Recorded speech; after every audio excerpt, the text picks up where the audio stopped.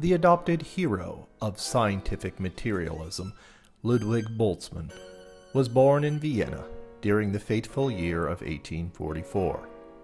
Marxists such as Lenin held him in high regard for what they saw as his theoretical support of materialistic philosophies. He has been described as a materialist due to his atomistic views, rejection of idealism, and his wholehearted acceptance of Darwin's theory of evolution. In fact, he was so taken by Darwin's ideas that he mused, "In my view, all salvation for philosophy may be expected to come from Darwin's theory." By the end of the 19th century, a majority of philosophers and many physicists were not convinced of the existence of atoms, and many believed in the energetics concept, which was championed by the famous philosopher and physicist Ernst Mach and the physical chemist Wilhelm Ostwald. The energetics concept was that energy, not matter, was a chief component of the universe. Against this trend, Boltzmann developed a new theory of thermodynamics based on the kinetic motion of atoms and molecules. He showed that the classical understandings of thermodynamics could be re-derived by considering the probabilistic behavior of a many-particle system. This approach is called statistical mechanics.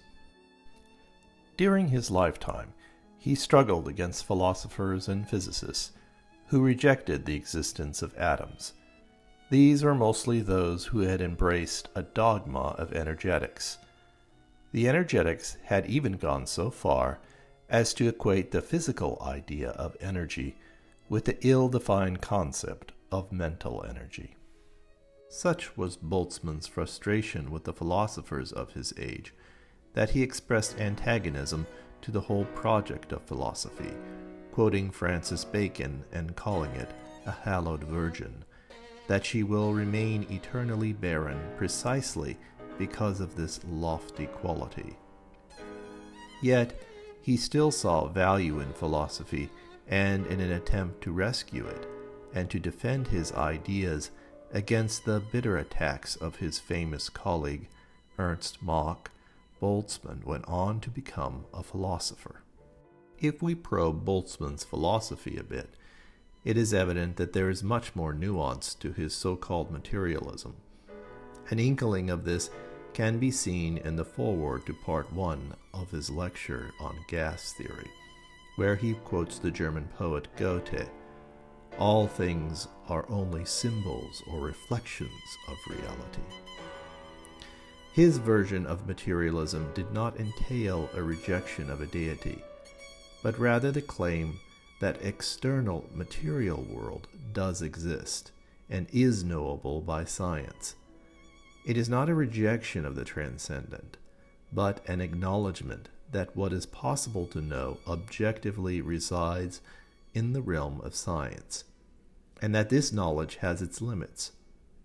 Boltzmann explains, "It is certainly true that only a madman will deny God's existence, but it is equally the case that all our ideas of God are mere inadequate anthropomorphisms, so that what we thus imagine as God does not exist in the way we imagine it.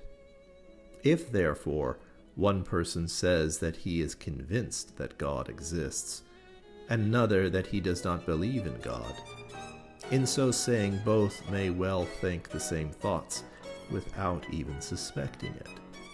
We must not ask whether God exists unless we can imagine something definite in saying so. Rather, we must ask by what ideas can we come closer to the highest concept which encompasses everything." Boltzmann developed a philosophy which he called realism, that was counterposed to what he understood as the idealism of his day.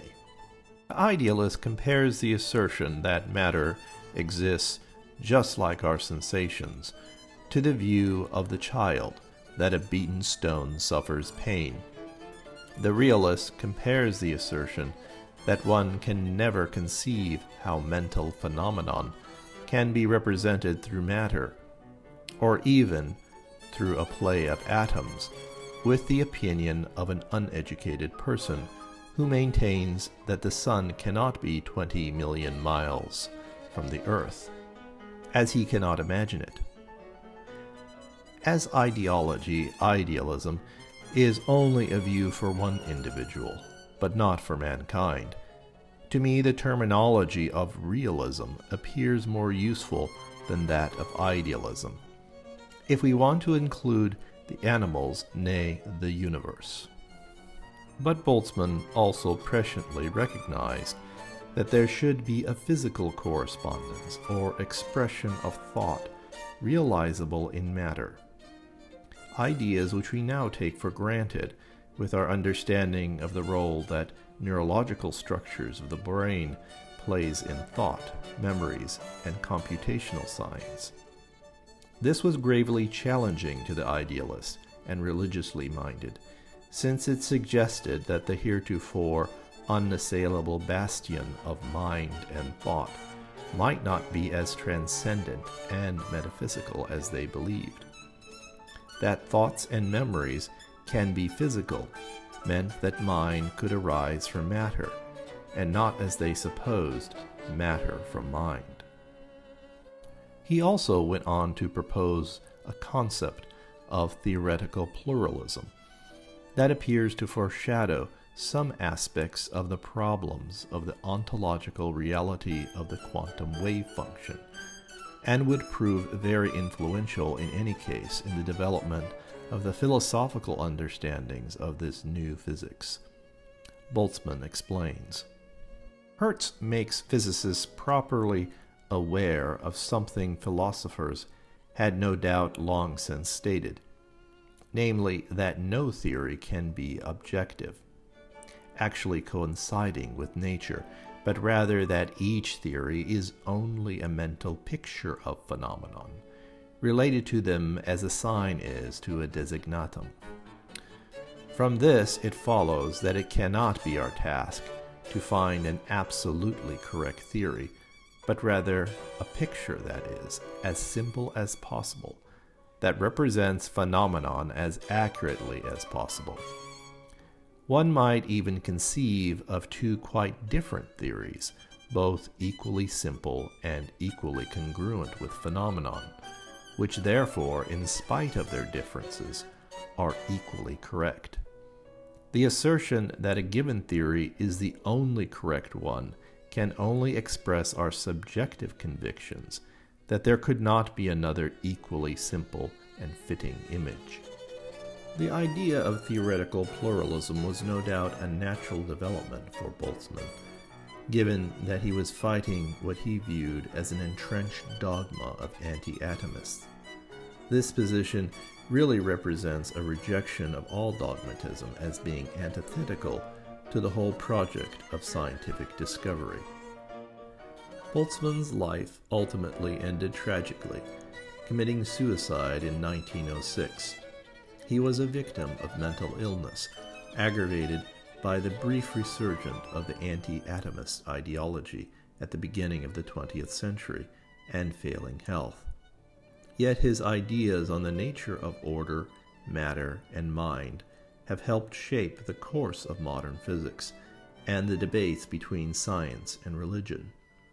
Indeed, the questions concerning the primacy of matter over mind resurfaced with the advent of quantum mechanics and the later development of information theory based on his statistical mechanics. For while it should be obvious that many aspects of mind can be constructed from the interactions of matter, what is necessary in this and all of physics is the centrality of relational information or math.